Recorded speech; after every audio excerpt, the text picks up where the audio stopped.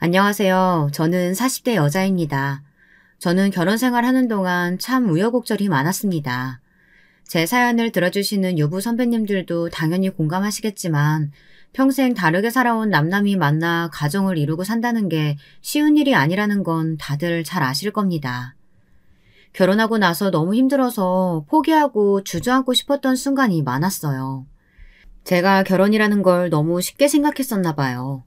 단순히 좋아하는 남자와 토끼 같은 자식 낳고 평생 오순도순 살면 그만이라고 생각했는데 막상 결혼해 살아보니 이건 뭐 거의 고행길이 따로 없더군요.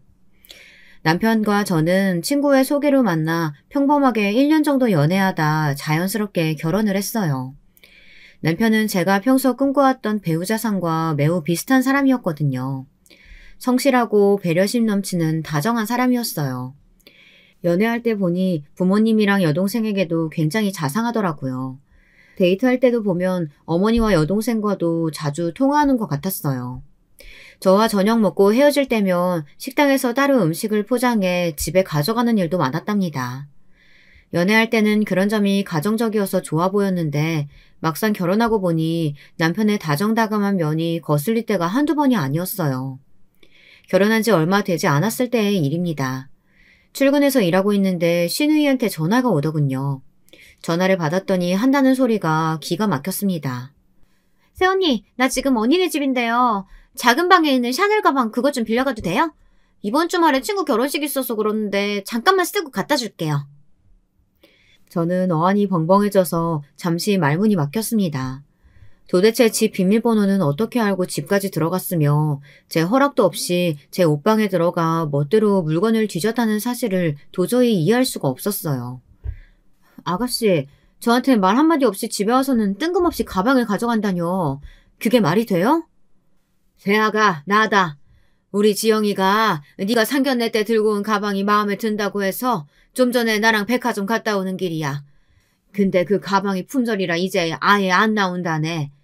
지영이가 다른 건 영 마음에 드는 게 없고 꼭 저 가방을 들고 싶다는데 이번 기회에 이 가방 그냥 우리 지영이 줘라. 넌 내가 나중에 하나 좋은 걸로 사줄게. 시아버지까지 같이 오셨는지 옆에서 시누이 전화를 건네받으시더니 저더러 가방을 아예 시누이에게 주라고 하시더군요. 아버님, 그건 제가 회사에서 승진했을 때 기념으로 제가 저한테 준 첫 번째 선물이에요. 저한테도 뜻깊은 거라서 아가씨한테 줄 수는 없어요. 정 필요하면 주말에만 빌려줄 테니까 가지고 가세요. 저는 100번 1000번 양보해서 빌려주겠다고 했습니다. 멋대로 집까지 쳐들어와 제 옷방을 뒤진 건 마음에 들지 않았지만 어쨌든 시누이도 이제 가족인데 동생처럼 생각해서 가방 정도야 빌려줄 수 있다고 이해하려고 애썼어요. 아이고 우리 새아기 대기업 다니길래 배포가 좀 있는 줄 알았더니만 영 그릇이 작네. 누가 봐도 너보단 우리 지영이가 드는 게 훨씬 더 어울릴 것 같구만. 에이, 줄 거 아니면 그만 끊어라. 시아버지는 자기 할 말만 하고는 전화를 끊어버렸습니다. 저는 너무 황당해서 한참 동안 핸드폰을 들고 서 있었어요. 마치 제가 무슨 잘못이라도 저지른 것만 같았죠. 남편에게 익히 들어 알고는 있었습니다. 시아버지는 아주 유명한 딸바보예요. 시누이는 시아버지께서 40이 넘어 얻은 딸이었거든요. 시아버지가 시누이를 바라볼 때면 눈에서 꿀이 뚝뚝 떨어지세요. 누가 봐도 시누이가 그 정도 외모는 아닌데 시아버지는 텔레비전에 나오는 연예인들보다도 예쁘다고 매일 칭찬하시거든요. 뭐 당신 딸이니 예뻐하시는 거야 당연하죠. 저도 우리 집에서는 공주니까요. 그런데 문제는 자꾸만 저와 비교를 하신다는 겁니다. 툭하면 벽에 걸린 결혼사진을 손가락으로 가리키며 저와 시누이가 3살밖에 차이 안 나는데도 제가 10살은 많아 보이네. 신부 화장한 저보다 시누이가 예쁘네 하시면서 듣기 싫은 소리만 하세요. 저희 시댁의 문제는 시아버지나 시누이뿐만이 아닙니다. 시어머니도 만만치 않으세요. 시아버지와 시누이가 기본 예절이나 매너를 밥 말아먹었다면 시어머니는 입이 아주 걸어요. 여기까지 들으면 다 그 나이 때 아줌마들이 그렇지 하고 생각하시는 분들이 있을 수도 있어 대략 말씀을 드리자면 누구든 2년 전년 하시는 건 기본이고 정말 입에 담을 수도 없는 욕이나 막말을 조금도 거리낌 없이 하세요. 상견례 때도 남편이 시어머니에게 신신당부를 했답니다. 제발 처가 식구들 앞에서 말 조심하시라고요. 그런데 남편의 당부가 무색할 만큼 시어머니는 거침없었습니다. 상견례라는 게 애초에 양가 부모님이 결혼 준비로 상의해야 할 일들을 이야기하는 자리인데 어쩌다 보니 누구누구 자식이 더 잘났나 자랑하는 자리가 되어버렸어요. 시작은 시부모님이었어요.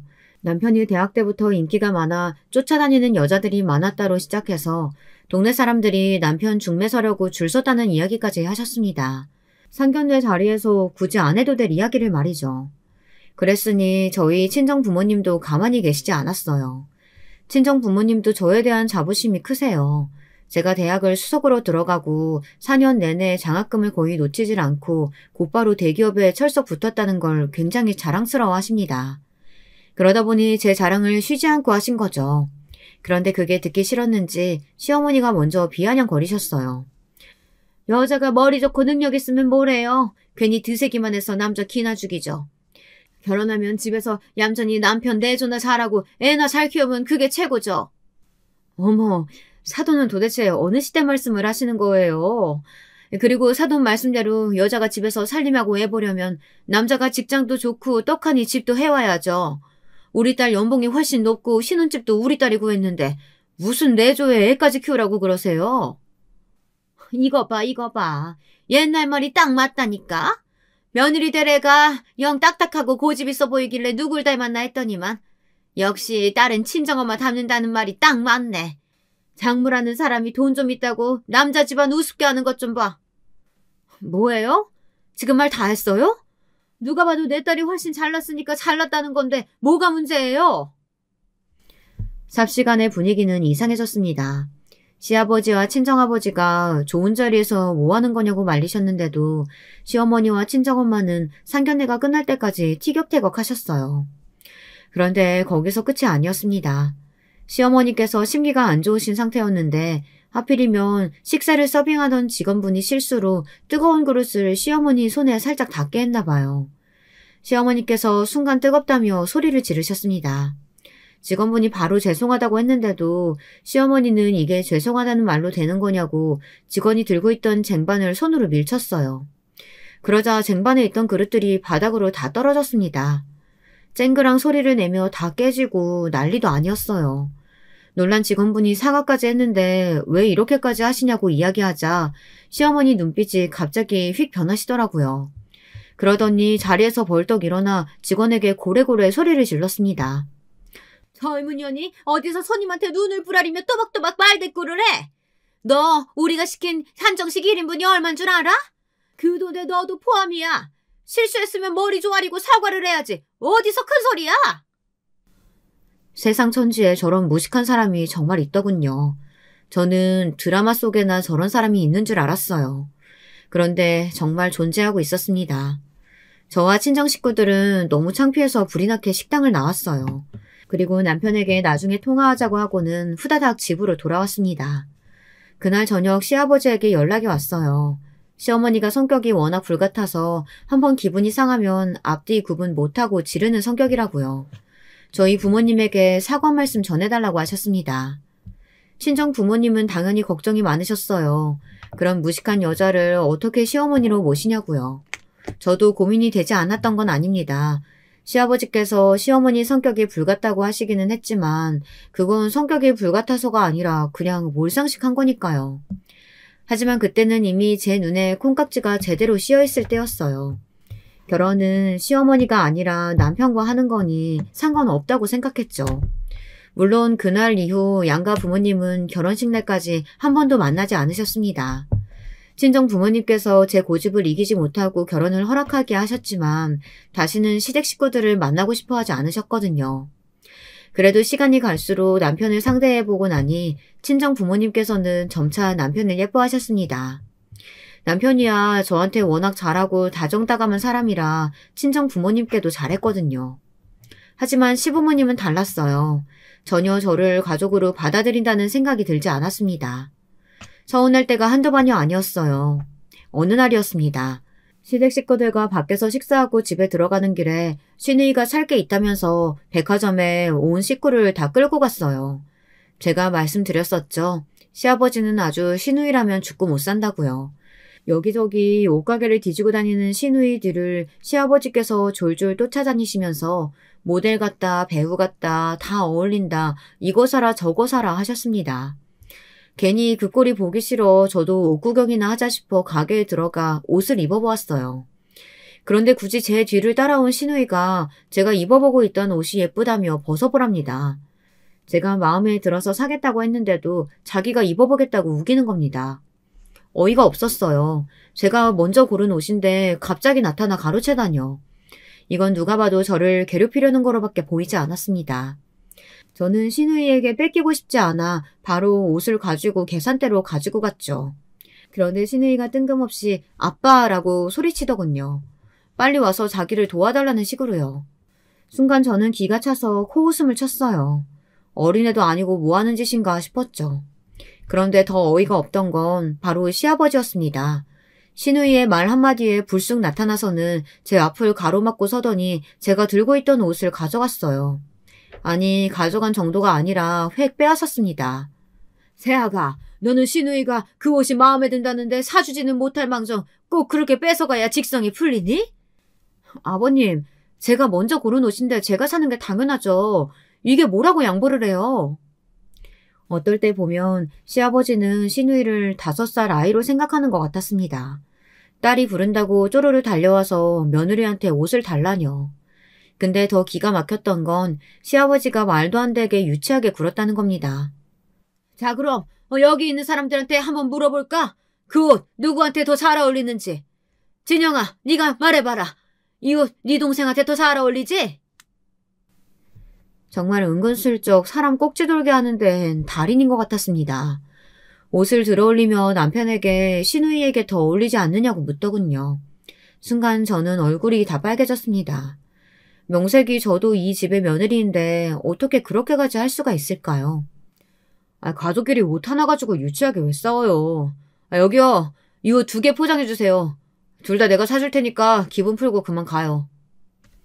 유치한 건 시아버지와 시누이였어요. 제가 아니에요. 저는 남편 말 한마디에 저까지 같은 사람 된 것 같아 기분이 나빴습니다. 사람을 바보로 만들어도 유분수죠. 저는 옷을 시누이에게 던져주고 가게를 나와버렸어요. 남편은 곧바로 따라 나와 또 똑같은 소리만 해댔습니다. 시아버지와 시누이 사이가 유별나니 우리가 이해하자고요. 저는 남편에게 아무리 이해해보려고 해도 정말 이상하다고 소리를 질렀어요. 제가 왜 시누이 때문에 자꾸만 이런 취급을 당해야 하는지 화가 났거든요. 어떨 때 보면 시누이는 도대체 나이를 어디로 먹은 건지 모르겠어요. 시누이는 피아노 전공을 했습니다. 그러면 뭐래요. 30이 다 되도록 제대로 된 직장도 없이 지금까지도 시아버지와 시어머니와 살며 경제적으로나 모든 면에서 부모님의 보살핌을 받고 있습니다. 전형적인 캥거루족이었죠. 시아버지의 시누이 사랑은 정말 보다 보면 헛웃음이 나올 정도로 대단합니다. 한 번은 저더러 시누이 소개팅을 해주라고 하셨습니다. 제가 다니는 회사에 괜찮은 남자가 있으면 소개 좀 해주라고요. 저는 절대 해주고 싶지 않았습니다. 제가 뻔히 시누이가 어떤 사람인 줄 다 아는데 뭐하러 남자를 소개해주겠어요. 저도 그동안 나름 쌓인 게 있다 보니 시누이에게 싫은 소리를 좀 했어요. 제가 요즘 회사 남자 동료들하고 이야기하다 보면 깜짝깜짝 놀라요. 요즘 남자들 얼마나 야갔는데요. 대기업 다니는 남자들은 여자 볼 때 나이도 어리고 정문지게 예쁜 여자만 좋아한다니까요. 언니, 지금 그 말 무슨 뜻이에요? 제가 능력 없고 나이 많아서 소개팅 못 해주겠다는 말이에요? 나야 당연히 해주고 싶죠. 근데 괜히 해줬다가 아가씨 상처받을까봐 그러죠. 그러니까 아가씨도 이제 그만 부모님 품에서 벗어나서 일도 구하고 돈도 좀 모으고 해요. 그래서 시집이나 가겠어요? 제가 생각해도 얄밉게 굴기는 했지만 속은 시원했습니다. 평소 시누이가 제게 한 거에 비하면 3발의 피니까요. 그리고 제가 뭐 없는 소리 한 것도 아니잖아요. 정말 있는 그대로 현실적인 이야기만 한 거예요. 제 말에 시누이는 불이 풀리지 않았는지 얼굴이 새빨개져서는 씩씩거렸습니다. 그때였어요. 역시나 가만히 계실 시부모님이 아니었습니다. 2분 다 시누이 편을 들면서 저에게 한마디씩 하셨어요. 내 딸이 뭐가 어때서? 우리 지영이가 왜 직장이 없어? 엄연히 피아니스트인데. 거기다가 이렇게 예쁘고 완벽한데 남자들이 보기만 하면 다들 한눈에 뻑가지? 여보, 그냥 내버려둬요. 우리 며느리가 지영이 앞에서 내세울 게 뭐가 있어요. 고작 대기업 좀 다닌다고 뻐기고 싶은가 보죠. 예, 며느라, 네가 뭘 모르나 본데 우리 아들이야 내가 잘 키워서 사람 외모 보고 판단 안 하고 능력만 보고 결혼했다지만 아무리 세상이 변해도 남자가 예쁜 여자 좋아하는 건 절대 안 바뀌어. 와, 정말 착각은 자유, 고슴도치도 제 자식은 귀여운다는 말이 정답이었습니다. 원래 자기 자식한테는 다 콩깍지가 씌인다 하지만 저희 시부모님은 좀 심각한 것 같아요. 기승전 무조건 시누이는 예쁘고 완벽해 상관없다는 식이었습니다. 더 기분 나쁜 건 당신들 자식 자랑하면서 항상 은근슬쩍 저를 깔아뭉갠다는 겁니다. 같은 일이 여러 번 반복되니 저도 너무 피곤하더군요. 그 이후로 제가 그냥 백기를 들었어요. 괜히 귀한 공주님 건드려봐야 저한테 불똥만 튀니 앞으로는 그냥 그러려니 넘어가자 싶었습니다. 그런데 제가 굳이 건드리지 않아도 불편한 일은 계속 생기더군요. 결혼하고 첫 명절 때의 일입니다. 제가 호텔 숙박권이 생겼어요. 명절에 회사에서 받은 거였죠. 저는 당연히 남편과 둘이서 오붓한 시간을 보내려고 했어요. 그런데 푼수 같은 시누이가 굳이 제 가방에서 핸드크림을 빌려 쓰겠다고 뒤지더니만 호텔 숙박권을 찾아냈더군요. 시누이는 숙박권을 보자마자 난리가 났습니다. 어머, 이 호텔 그때 엄마가 텔레비전에서 보고 가고 싶다고 했던 그 호텔이야. 바닷가 바로 앞에 있는 그 호텔. 여기 내가 SNS에서 봤는데 수영장 엄청 핫하더라고. 저는 슬슬 불안했습니다. 그냥 그대로 넘어갈 시누이가 아니니까요. 시누이는 곧바로 시어머니에게 숙박권을 들고 가 보여줬습니다. 그러자 시어머니가 한술 더 떴어요. 어머, 호텔 숙박에 조식까지? 아우, 역시 대기업이 좋기는 좋구나. 명절날 이런 것도 좋고. 언제는 고작 대기업이라고 하시더니만 시어머니는 언제 그랬냐는 듯 숙박권에서 눈을 떼지 못하시더라고요. 저도 당연히 눈치를 보긴 했죠. 시어머니도 시누이도 저렇게 티를 내는데 제가 모를 리 없었으니까요. 그런데 그 호텔 숙박권만은 주고 싶지 않았습니다. 저도 꼭 가보고 싶었던 호텔이었거든요. 예전 같으면 저도 그럼 시어머니와 시누이 두 분 다녀오라고 했을지도 몰라요. 하지만 이번만은 양보하고 싶지 않아 꾹 입을 닫고 있었습니다. 그런데 눈치 없는 남편이 괜히 또 나서더군요. 여보, 명절날 어머니 음식 준비하시느라 고생하셨는데 지영이랑 둘이 하루 푹 쉬시면서 호캉스 좀 다녀오시게 숙박권 드리는 거 어때? 우리는 가려고 하면 언제든 또 갈 수 있잖아. 남편은 세상 사람 좋은 얼굴을 하고 웃어 보이며 말했습니다. 남편 말에 시어머니와 시누이의 눈이 이미 반짝반짝 초롱초롱해져 있었습니다. 이 호텔 가격도 엄청 비싸지만 예약하기도 엄청 힘들어. 그리고 나도 되게 가고 싶었던 호텔이란 말이야. 저도 모르게 소심하게 말이 흘러나왔어요. 주기 싫다고 대놓고 말하면 또 시어머니든 시누이든 뭐라고 떠들 게 뻔하니 저도 모르게 긴장이 되더라고요. 그래도 숙박권을 주기 싫다고 표현을 저 나름대로 한 거였죠. 사람이 엄치가 있으면 시누이도 이번엔 포기하지 않을까 싶어서요. 언니랑 오빠는 신혼여행 다녀온 지도 얼마 안 됐잖아요. 남친도 없는 시누이한테 한번 인신 좀 쓰세요. 저는 호텔 숙박권을 넘기기 싫어 봉투를 꽉 잡고 있었어요. 그런데 시누이가 봉투를 날름 가지고 자기 방으로 쏙 들어가 버리더군요. 새언니 고마워요. 이렇게 말하며 윙크까지 날리면서요. 저는 그 모습이 얄미워 미쳐버릴 것 같았습니다. 그때 내내 한마디도 안 하시고 뉴스만 보시던 시아버지께서 갑자기 허허 웃으시더군요. 헤헤, 우리 막내 신난 것 좀 봐라. 아유, 귀여워. 저럴 때 보면 아직 애라니까. 시아버지는 그 와중에 저딴 철딱서니 없는 모습이 귀여우신가 보더군요. 아버님, 아가씨가 무슨 애예요. 30이 넘었구만. 내 딸이지만 제가 어딜 봐서 30대로 보이냐. 지영이는 지금 나가면 사람들이 21~22살로밖에 안 봐. 봐라, 세아가 너랑 몇 살 차이 안 나는데 우리 막내가 훨씬 어려 보이잖아. 또 벽에 걸린 결혼 사진을 손가락으로 가리키셨습니다. 이런 말 하면 안 되지만 정말 짜증나서 결혼 사진도 아예 떼버리고 싶은 심정이었어요. 아버님, 아무리 딸이 귀해도 자꾸 그러시면 안 돼요. 아버님이 그러시니까 아가씨가 아직 철도 없잖아요. 거기다 아가씨가 어디 22살로 보여요. 정신연령이 21~22살이겠죠. 여보, 아버지 앞에서 지금 무슨 소리 하는 거야? 어린 동생이 숙박권 좀 가져갔다고 그거 아까워서 이러는 거야? 제가 소리를 지르며 시아버지에게 대드는 모습이 남편은 마음에 들지 않았나 봐요. 저에게 언성을 높이더군요. 남편까지 저에게 그런 건 처음이라 저는 더 화가 났습니다. 물론 시아버지 앞에서 목소리를 높인 건 제 잘못이에요. 하지만 이건 단순히 누가 대들고 누가 소리를 지르냐의 문제가 아니었습니다. 결혼하고 지금까지 쌓여있던 스트레스가 저도 모르게 튀어나온 거예요. 아무리 이해하고 넘어가 보려고 해도 시댁 식구들의 행동이 다 말도 안 되고 싫었으니까요. 그냥 숙박권이라니. 저 숙박권 내가 몇 날 며칠 야근하고 잠도 못 가면서 해낸 프로젝트 잘 마무리했다고 부장님한테 받은 거야. 당신이야 승진 같은 거 어떻게 되든 관심 없는 사람이라 매일 정시 출근하고 정시 퇴근하면서 대충대충 사니까 모르다 본데 저 숙박권은 나한테 그냥 숙박권이 아니라고. 저도 모르게 그동안 쌓여있던 울분을 시부모님이 보는 앞에서 남편에게 퍼부어버리고 말았습니다. 그런데 정말 참을 수가 없었어요. 샤넬 가방도 옷도 숙박권도 저에게 어떤 건지 묻지도 않고 당연하게 뺏어도 된다고 생각하는 사고방식들이 끔찍했습니다. 당신들한테나 시누이가 어린 딸이고 동생이지 저에게는 아니에요. 아무리 가족이라도 지켜야 할 선이라는 게 있습니다.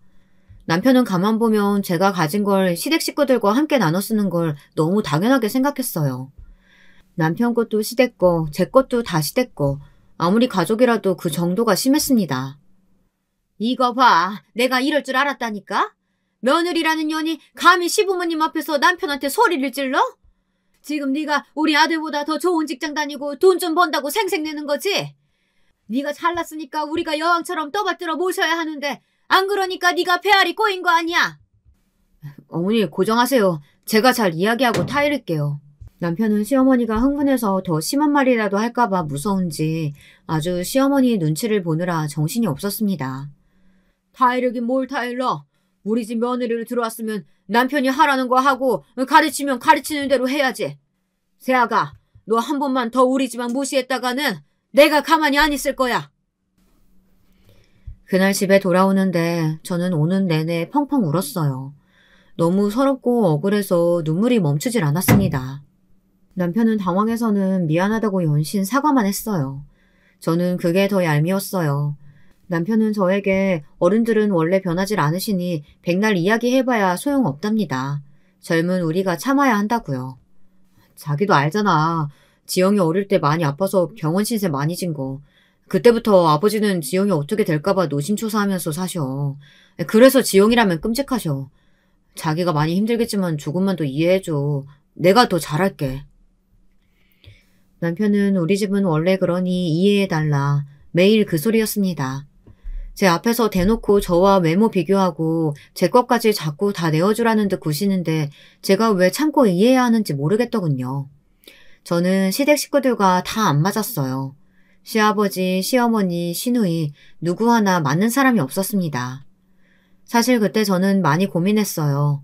이대로 결혼 생활을 이어나가는 게 맞는 건가 싶어서요.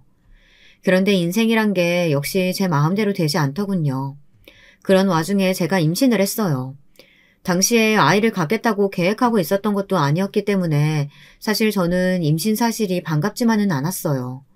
명확하게 2줄이 나온 임신 테스트기를 보고 울컥 눈물이 나올 정도였죠. 지금 와서 생각하면 뱃속 아기에겐 미안하지만 마음속으로는 왜 하필 이런 때라는 생각마저 들었어요. 남편과 결혼 생활을 이어가야 하나 말아야 하나 하는 시점이기도 했고 직장에서도 굉장히 중요한 시기였거든요. 승진을 바로 코앞에 두고 있었어요. 여러모로 임신할 타이밍이 아니었습니다. 그런데 더 혼란스러웠던 건 제가 쌍둥이를 임신했다는 거예요. 하나만으로도 버거운데 쌍둥이라고 하니 저는 덜컥 겁부터 났습니다. 남편이야 제 속도 모르고 신이 나서 춤까지 추더군요. 하지만 저는 아이가 생겼다는 기쁨을 만끽할 수가 없었어요. 제가 대기업 다닌다고 하면 주변에서는 다들 복지도 좋고 연봉도 높아 좋겠다고 하지만 그 좋은 복지와 연봉을 받기 위해서는 그만큼 저를 회사에 갈아 넣어야 합니다. 옛날보다 근무 여건이 좋아졌다고는 하지만 그거야 대외적인 거고 그만큼 누리고 그만큼 벌려면 남들 하는 만큼만 해서는 되질 않아요. 네, 저도 압니다. 제가 욕심이 많은 사람이라는 걸요. 남편처럼 눈에 띄지 않게 항상 적당히만 일해도 회사 다니는데 지장이 없지만 저는 그럴 수 있는 사람이 아니에요. 일하는 걸 너무 좋아하기도 하고 회사 내에서 임원까지 되는 게 제 꿈이랍니다. 회사에서 여자 임원이 거의 없어요. 지금도 제 직급의 여자는 저 하나예요. 저와 함께 입사했던 동기들 모두 대리 승진할 때까지만 해도 함께 했지만 얼마 되지 않아 다들 결혼하고 애 낳으면서 하나 둘 떠났습니다. 쌍둥이라는 사실에 겁에 질린 저에게 남편은 둘 다 육아휴직하면 되지 뭐가 걱정이냐고 했습니다. 남편은 언제나처럼 태평했죠. 네, 맞습니다. 남편 말대로 육아휴직 좋죠. 하지만 회사라는 건 규율이나 질서가 있어야 하지만 자리가 비워지면 그 자리는 누군가로 대체되기 마련이에요. 다시 돌아왔을 땐 쉰 만큼 제가 다시 채워나가야 하는 거고요.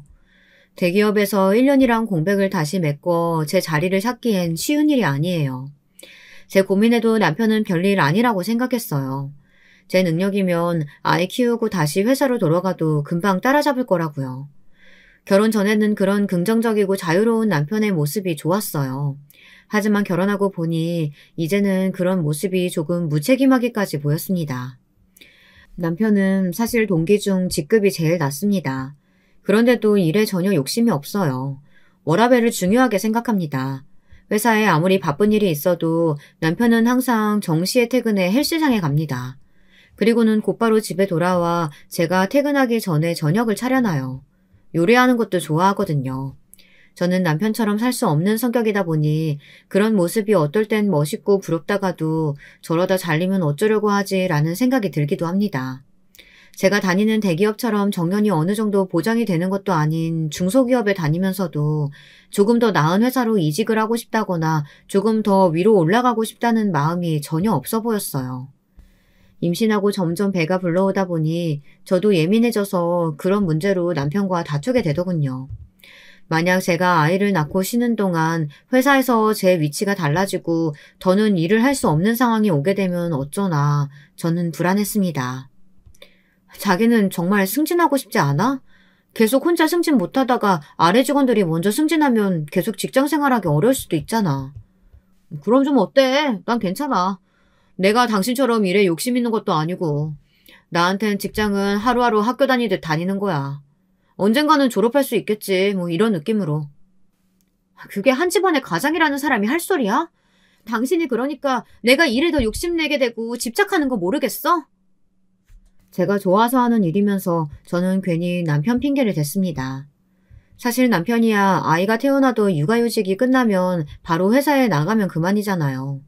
주변에서 보면 아이가 태어나도 남자들은 별로 달라지는 게 없더라고요. 일이 많으면 야근도 하고 회식이 있으면 회식도 가고요. 하지만 여자는 달랐습니다. 어찌됐든 쌍둥이가 태어나면 엄마는 저잖아요. 육아휴직이 끝나면 그때부터 직장과 육아를 병행해야 하죠. 잘하든 못하든 뭐든 엄마 책임이고요. 이런저런 생각이 드니 남편에게 자꾸만 짜증이 났습니다.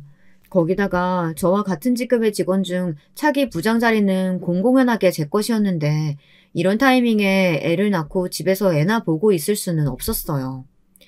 하지만 그런 고민이나 하고 있을 시간이 없었어요. 출산일은 금방 돌아왔어요. 제게는 아이가 하나도 아닌 둘이었으니까요. 저는 남편에게 지독하다는 소리까지 들어가며 출산하기 일주일 전까지 출근을 했습니다. 다른 직원들은 뒤로 하루라도 더 육아휴직을 쓰려고 발악을 한다고들 하지만 저는 아니었어요. 저는 하루라도 더 제 자리를 지키기 위해 출근했습니다. 그런데 아이가 태어나고 나니 회사에 있었던 일은 모두 다 꿈만 같았어요. 제가 정말 대기업 다니던 과장이 맞나 싶을 정도로 제 삶은 180도 달라졌습니다. 아이를 키운다는 게 말도 안 되게 힘든 일이라는 건 진작 알고 있었지만 이 정도인 줄은 몰랐어요. 남편과 함께 육아휴직을 받아 둘이 함께 육아를 하는데도 하루 종일 편하게 물 한 잔 먹기 힘들었죠. 저는 서서히 회사 일은 잊게 됐습니다. 그런 생각조차 들지 않을 정도로 24시간이 정신없이 흘렀거든요. 그러던 어느 날이었습니다. 어김없이 남편과 아이들을 돌보고 있는데 회사에서 연락이 왔어요. 아이 낳기 전에 제가 진행하던 일이 있었는데 그 일에 문제가 생겨 잠깐 회사로 나와줄 수 있냐는 연락이었습니다. 급한 일이라는 걸 누구보다 잘 아는 남편은 자신이 어떻게든 해보겠다며 빨리 회사에 다녀오라고 했습니다.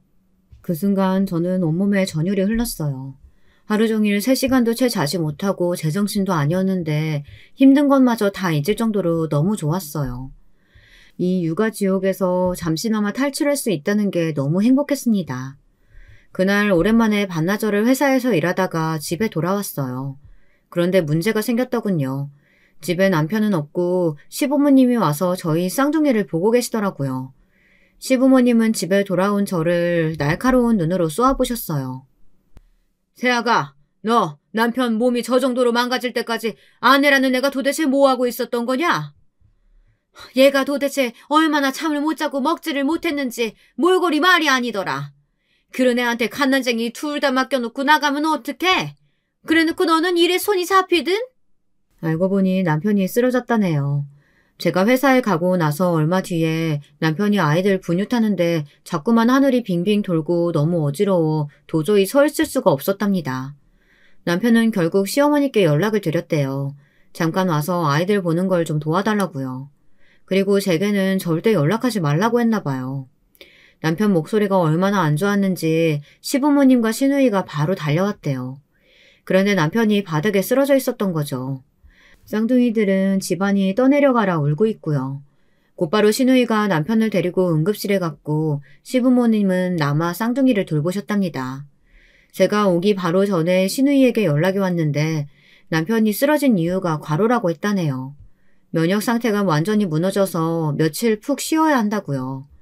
저도 남편이 쓰러졌다는 말에 너무 놀라 당장이라도 응급실에 가려고 했지만 그럴 수가 없었어요.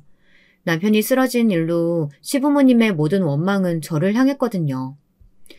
다른 집 며느리들은 혼자서도 애 하나든 둘이든 잘만 보던데 너는 나가서 일하는 남편한테까지 굳이 회사에 눈치 보이게 육아휴직까지 하게 만들더니만 너 일하겠다고 기어이 애를 쓰러지게 만들어? 어머님, 아버님 속상하신 건 잘 아는데요. 저 오늘 딱 하러 나갔다 온 거예요. 제가 아이들을 매일 남편에게 맡기고 놀러 다닌 거면 이렇게 속상하지는 않겠어요. 바로 몇 시간 전까지만 해도 함께 아이 둘을 돌보느라 둘 다 잘 먹지도 못하고 잠도 같이 잘 못 잤습니다. 저도 살도 많이 빠지고 몰골이 많이 아니었어요. 그런데도 시부모님 눈에 제 모습은 보이지 않았나 봐요. 당신 자식만 걱정이 되는지 저에겐 모진 말을 퍼부으시더군요. 안 봐도 뻔하지. 내 착한 아들이 본인보다 마누라가 더 좋은 회사 다니고 연봉도 높다고 주눅 들어가지고 제대로 기 못 펴고 사는 거 나 안쓰러워도 지금까지 말 안 하고 꾹 참고 있었어. 그치만 이번 기회에 이야기해야겠다. 너는 무슨 여자애가 그렇게 일 욕심이 많니? 애 낳고 쉬겠다고 휴가 냈으면 회사가 바쁘다고 해도 안 된다고 거절하고 집에 있었어야지. 됐어. 이제 와서 말해 뭐해. 여자가 돈 좀 번다고 남편을 얼마나 잡았으면 애가 쓰러질 정도로 힘들어도 말도 못하고 꾹꾹 참고 있었겠어. 애미 너 내 말 잘 들어라. 애들 자랄 때까지 회사 근처에는 얼씬도 할 생각하지 마. 네가 아무리 돈을 잘 벌어도 남자가 가장 노릇을 해야 집이 잘 돌아가는 거야. 아무리 돈이 좋아도 내 아들 마누라 눈치 보면서 빌빌거리는 꼴 더는 못 보겠다. 시부모님은 남편이 쓰러진 게 다 제 탓이라면서 저를 원망하셨습니다. 평소에도 제게 많이 하신 이야기기는 해요. 결혼할 때부터 남편보다 제가 조건이 좋다는 이유로 괜히 말도 안 되는 꼬투리를 잡고는 하셨어요. 신혼집 구할 때도 괜한 일로 듣지 않아도 될 말을 들었습니다. 중소기업에 다니는 남편보다 제가 연봉이 훨씬 높아요. 남편이야 취직 준비하고 군대 다녀오느라 30을 훌쩍 넘겼어도 직장 생활한 지 5년도 채 되지 않았지만 저는 이미 10년 차였어요. 결혼할 때까지 10년 동안 저는 번 돈을 다 모아뒀기 때문에 서울의 20평대 아파트는 거뜬히 살 정도로 돈을 가지고 있었습니다. 저는 남자든 여자든 여유가 있는 사람이 준비하면 되는 거라고 생각해서 제 돈으로 신혼집을 구했습니다. 그러다 보니 자연스레 남편이 혼수를 준비했어요. 그런데 저나 저희 친정에서 무슨 소리를 한 것도 아닌데 시댁에서는 괜한 자격지심을 부리시더군요. 시어머니와 가전 가구를 보러 다닐 때 일이었어요. 어차피 제가 다니는 회사에서 전자제품을 저렴하게 살 수 있어서 남편과 제가 둘이 알아서 사겠다고 했는데도 시어머니는 젊은 사람들이 뭘 아냐면서 굳이 따라 나서셨습니다. 그런데 시어머니는 저희 결혼에 불만이 있는 것처럼 제가 무슨 소리만 하면 괜한 트집을 잡으시더라고요. 가전은 무조건 LG야. LG로 다 사자. 엄마, 유진이 다니는 회사에서 사면 훨씬 더 저렴하게 살 수 있는데 그냥 거기서 다 사자. 그거 좀 싸게 해준다고 좋지도 않은 제품 뭐하러 사? 사실 유진이네 회사가 이미지만 부풀려진 거지. 내 주변에서 가전은 LG가 훨씬 더 낫다고 다 그래. 그때야 시어머니의 본 모습을 잘 모를 때라 도대체 왜 저런 고집을 피우실까 정도로만 생각했습니다. 시어머니 입장에서는 며느리가 집까지 해오는데 혼수까지 며느리에게 신사지고 싶지 않아 그러시는 건가 싶어 저는 굳이 별말 하지 않고 시어머니가 알아서 하시게 옆에서 잠자코 있었습니다. 시부모님이 자존심이 굉장히 강하신 분들이라고만 생각했죠. 그런데 이 정도일 줄은 몰랐습니다. 저더러 회사 근처도 가지 말라는 시아버지의 말씀이 저는 당연히 그냥 하신 이야기라고 생각했어요. 제 연봉이 얼만데 제가 일을 두고 남편이 혼자 벌면 쌍둥이를 어떻게 키우겠습니까? 근데 그 말이 농담이 아니었습니다. 남편이 병원에서 나오자 시아버지는 며칠 쉬고 바로 회사로 다시 출근하라고 하셨습니다. 저더러 아이는 엄마가 키우는 거니 알아서 하라고 했습니다. 아버님, 지금 당장 제가 일 그만두면 진영씨 월급으로 내 식구 못 살아요. 네 옷방에 명품 가방이며 옷이며 아주 한가득인 거 보면 모르겠어? 내가 지금까지는 네가 번 돈으로 쓰는 거니까 별말 안 했지만 애미 너, 네 사치 줄이면 우리 아들 월급으로도 충분히 내 식구 먹고 살아. 솔직히 애미 너, 돈 좀 번다고 생색내고 다 네 맘대로 하려고 직장 다니는 거잖아. 나도 처음이야 대기업 다니는 며느리 좋았지만 살아보니 능력 있는 며느리만큼 피곤한 게 없더라. 다 필요 없으니까 집에서 잠자코 애나 키우고 남편이나 챙겨. 이러다 내 아들 잡겠다. 저는 말도 안 되는 소리 하신다고 말대꾸를 하려던 참이었어요. 그런데 남편이 제 손을 꾹 잡더군요. 그만하라고요. 저는 답답해서 속이 터질 것 같았습니다. 어머님 아버님 말씀대로 할 테니까 그만 고정하세요. 앞으로 제가 가장으로서 더 열심히 할게요. 남편 말에 시부모님은 더 말하지 않았습니다. 하지만 저는 억울해서 금방이라도 미쳐버릴 것 같았어요. 도대체가 시댁이라고 도움이 되는 게 하나도 없습니다. 매일 옆에서 뺏어가고 싫은 소리만 할 줄 알지 경제적으로 한번 도와준 적이 있나. 그렇다고 쌍둥이들 한번 봐주러 오시지도 않았으면서 매일 입만 놀리며 이래라 저래라 하시니 머리가 펑하고 터져버릴 것만 같았습니다. 그로부터 저는 아이들이 어린이집에 갈 수 있을 정도로 자랄 때까지 몇 년 동안 아이들을 돌본다는 핑계로 일절 시부모님과는 별다를 왕래 없이 지냈어요.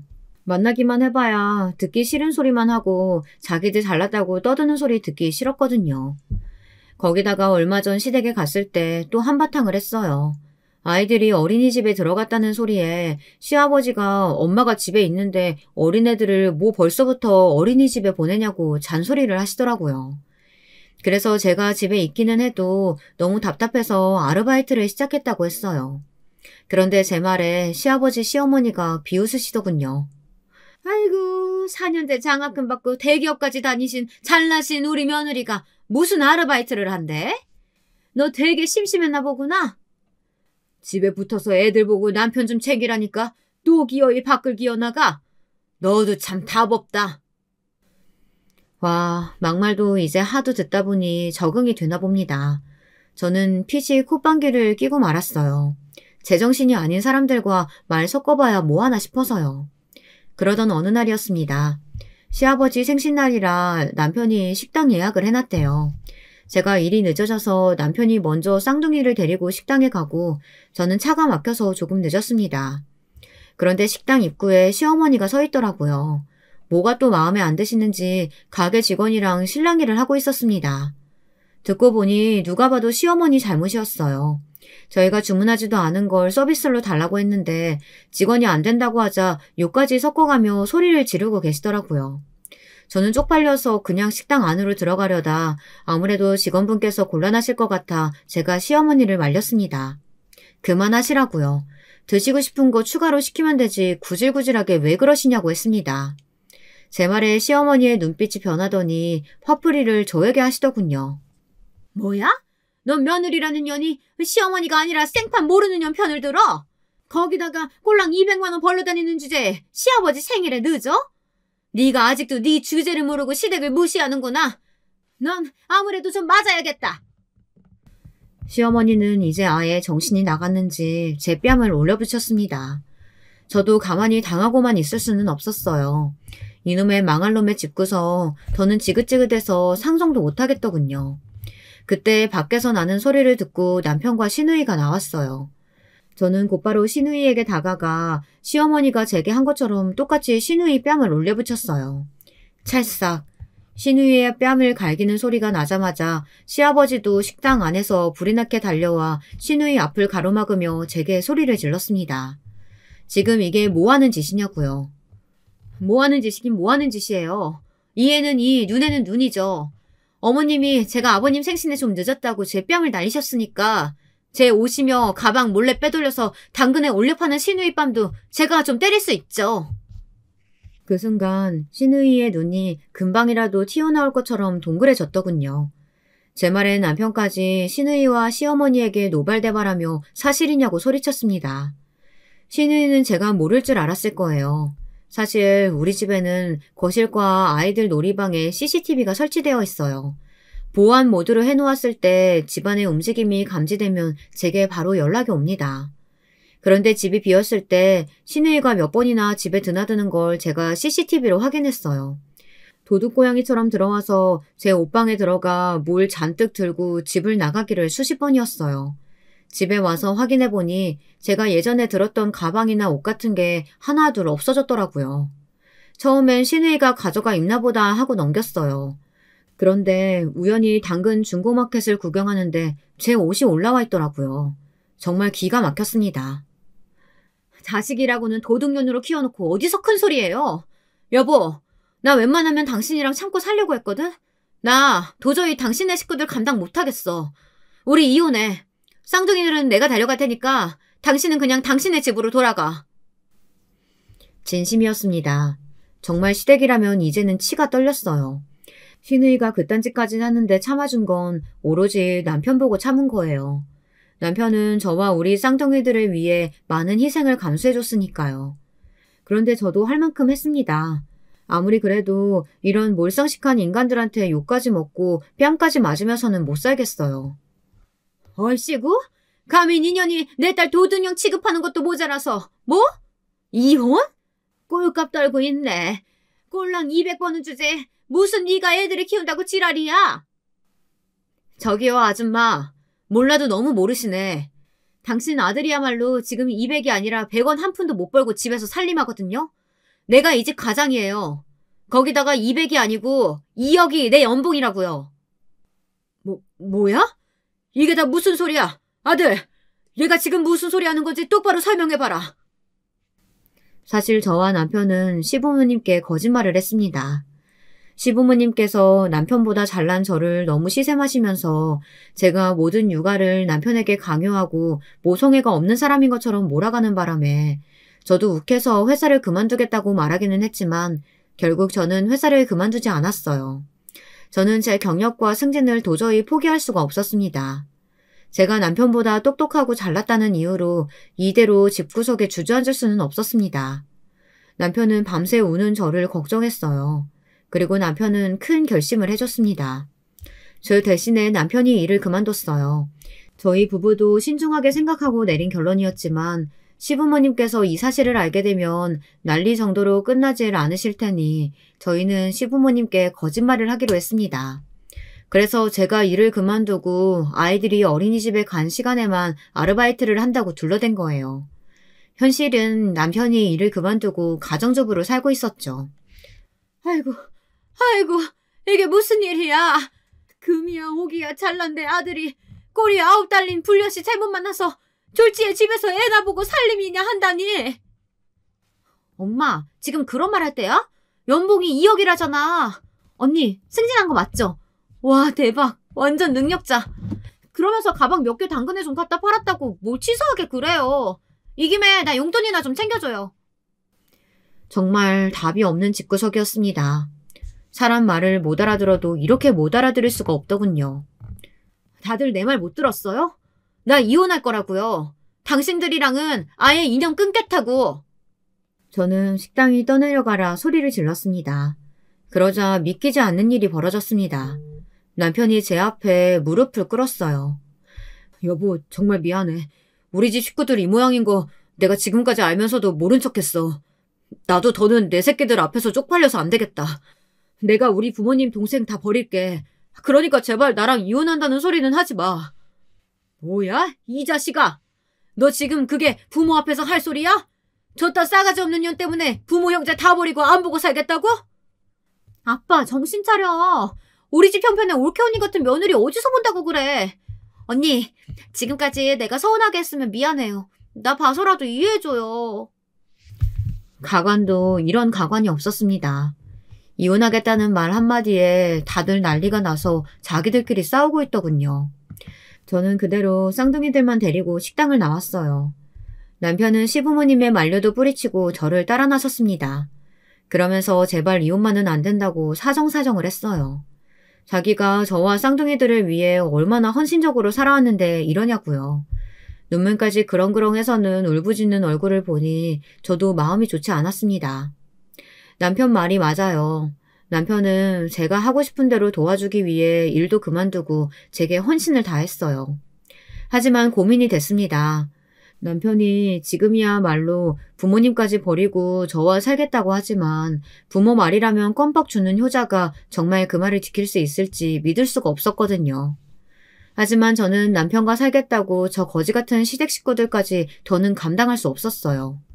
그날 이후 남편과 저는 한 달째 별거 중입니다. 다행히 좋은 보모를 구해서 쌍둥이들은 잘 적응해 지내고 있어요. 여전히 한 가지 걸리는 건 남편이었습니다. 별거 중인데도 남편은 매일 아이들 하원 시간에 맞춰 어린이집에 가서 한두 시간씩 놀아주고 가나 보더라고요. 부모님 말에 남편이 쌍둥이들과 헤어질 때마다 너무 힘들어한다고 웬만하면 받아주라고 하세요. 하지만 이건 남편을 용서하고 말고의 문제가 아닙니다. 남편 때문이 아니니까요. 저는 아직도 고민 중이에요. 마음 같아서는 남편에게 정말 시부모님과 시누이까지 모두 다 버리고 올 수 있다면 받아주겠다고 메시지라도 보내고 싶어요. 하지만 이내 단념합니다. 제가 멋대로 천륜을 끊게 하는 게 맞나 싶어서요. 유부 선배님들이 저 좀 도와주세요. 여러분들이 이런 상황이면 어떻게 하시겠어요? 댓글 달아주시면 신중하게 읽고 고민하겠습니다. 댓글 많이 부탁드려요. 제 답답한 사연 끝까지 들어주셔서 감사합니다. 여러분, 두 번째 사연 시작하기 전에 좋아요와 구독 꼭 눌러주실 거죠? 그럼 두 번째 사연 바로 시작합니다. 안녕하세요. 저는 경기도 하남에 살고 있는 50대 중반의 주부이고 딸 하나 겨우겨우 키워서 시집 보내놓고 살고 있어요. 자식은 정말 내가 눈 감을 때까지 가슴 언저리를 맴돈다더니 정말 여러모로 보통 힘든 게 아니에요. 한편으론 내 죄를 전부 딸이 이어받은 것은 아닌가 싶어서 가슴이 아프기도 합니다. 아무쪼록 남들에게 털어놓을 수 없었던 얘기를 아주 힘겹게 털어놓고 새로운 쪽으로 나가보고 싶어요. 저는 결혼이 아주 늦은 편이었고 남들 다 결혼들 할 때에 시기를 놓쳐 고민이 참 많았어요. 저희 친정엄마도 아빠도 일찍 돌아가시고 외삼촌 댁에서 홀로 외롭게 자랐는데요. 그러다가 언니들과 서울로 왔고 그 과정에서 언니들과 많이 다투게 되었답니다. 그러던 차에 큰언니는 결혼했고 1년 좀 지나 둘째 언니까지 시집을 가려고 하더군요. 그러다 보니 제가 꽤나 골칫덩이였던 모양이에요. 당시 저는 22살이었는데 계속 방황을 하던 중에 작은 회사에 취직하게 되었답니다. 그림을 그리는 화실이었는데 거기 잡일을 맡아주는 조건으로 봉급을 받아보게 되었어요. 이때 화가 선생님도 계시고 문화생들도 무척 많았어요.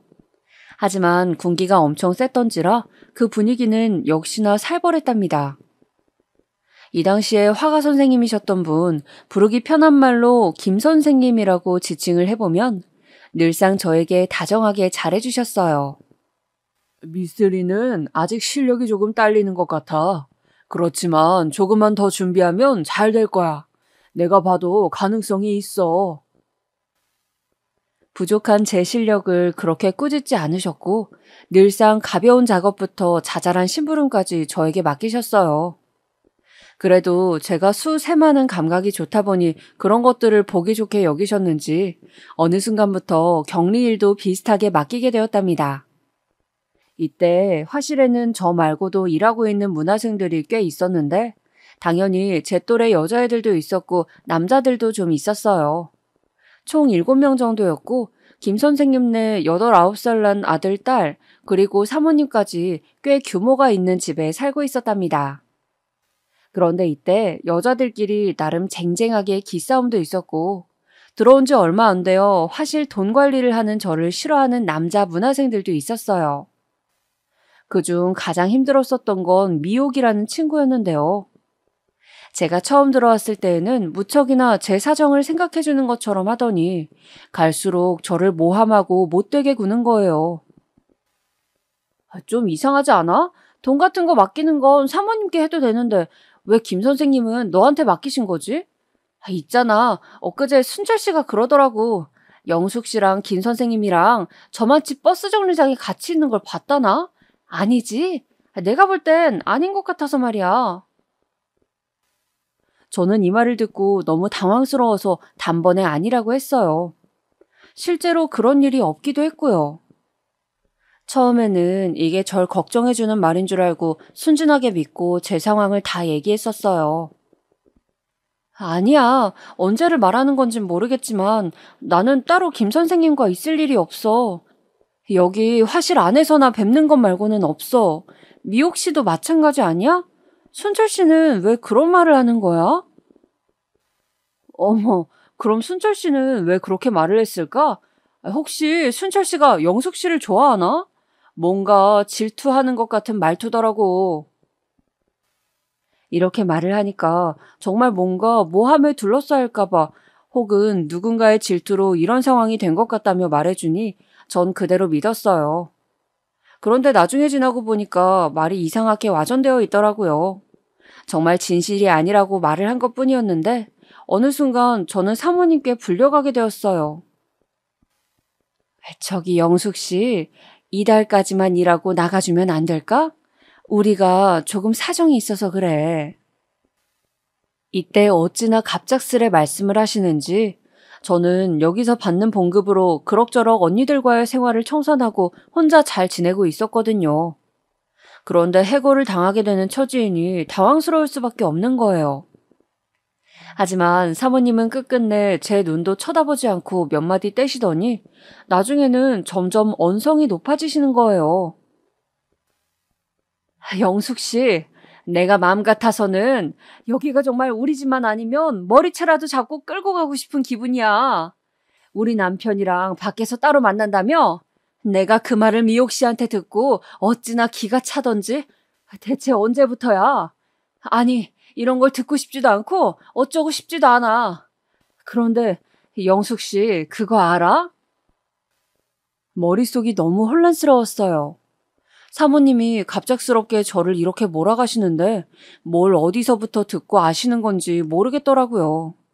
저도 약간은 억울했던 게 미옥 씨가 들었다던 그 말은 사실이 아니에요. 순철인지 뭐인지한테 들었다는 말도 전혀 사실은 아니고요. 단지 조금은 저도 찔리는 부분이 없지는 않았어요. 하지만 그걸 연애하는 사정이라고 부르기에는 조금 애매하지 않을까요? 제 집에 선생님이 따로 찾아와서 배웠고 그림을 봐주신다고 해서 보여드렸고 그 정도뿐이었거든요. 그 누구도 그 상황을 보지도 못했으면서 이런 순수한 상황을 다들 의심하고 있는 것이었어요. 뭔가 말을 하고 싶었지만 사모님은 전혀 듣지도 않겠다는 기세여서 꾹 눌려 있었답니다. 영숙 씨, 우리 남편, 내가 이런 말 하긴 좀 그렇지만 말이야. 여자 하숙생 집에 드나든 게 한두 번이 아니야. 내가 애들 때문에 그럭저럭 참고 살고 있지만 영숙 씨, 그러다가 애기라도 생기면 어쩔 거야? 나는 집안끼리 얽혀 있어서 이 사람이랑 헤어질 일이 없어. 내가 뭘 몰라서 같이 살아주는 줄 알아? 점점 갈수록 사모님은 서슬이 퍼런 얘기만 해댔고 뭔가 저에게 꽤나 자격지심을 갖는 듯한 말씀을 하시더라고요. 너무 답답하고 마주하기 힘들어서 자리를 피하고 싶었지만 사모님은 끝내 제 손목을 거칠게 잡아채시더니 절대 놔주지 않고 말씀을 이어가셨어요. 당신 한번 그렇게 놀아나다가 버려지면 끝이야. 고운 나이에 그렇게 살고 싶어? 친정엄마는 안 계셔? 왜 그렇게 인생을 사는 거야? 왜 정신을 못 차리는 거냐고, 이 아가씨야. 그러면서 눈이 시뻘개지시더니 결국 제 손목이 벌개지도록 잡고 못 놓으시더군요. 나중에 김 선생님이며 다른 문화생들이 달려들어서 말리는 바람에 겨우 상황이 진정되기는 했었어요. 이런 사태가 되니까 저도 결국은 더 여기에 있을 수 없겠더군요. 불편한 상황을 겨우 벗어나 결국 눈물을 머금고 그대로 화실에서 나오게 되었어요. 걱정해주는 듯 모함하고 여기저기 말을 퍼뜨리고 다니던 미옥씨, 그리고 그 상황에 이용된 건지 진짜인지 알 수가 없었던 순철씨 하며 하나같이 다 꼴보기 싫었거든요. 그런데 그렇게 어렵게 화실을 털고 나온 뒤 저는 시간이 지나 결국 큰일을 경험하게 되었어요. 사실상 어쩌면 예견된 일이었겠지만 그때는 그렇게 호기롭게 싸우고 반항해놓고 어쩌다가 그런 일들을 감당했는지 모르겠어요.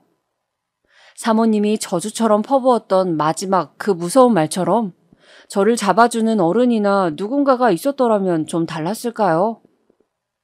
저에겐 늘 진짜로 정말 무섭기만 했던 언니들만 있었고 엄마는 돌아가시고 아버지는 머나먼 병원에 홀로 계셨으니까요.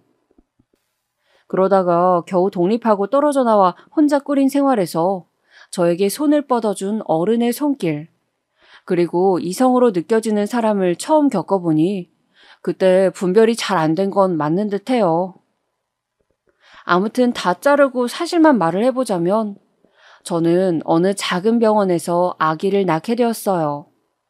아무도 축복해주는 사람 없이, 아무도 저를 돌봐줄 사람 없이 그렇게 홀로 쓸쓸하게 아기를 낳게 되었답니다.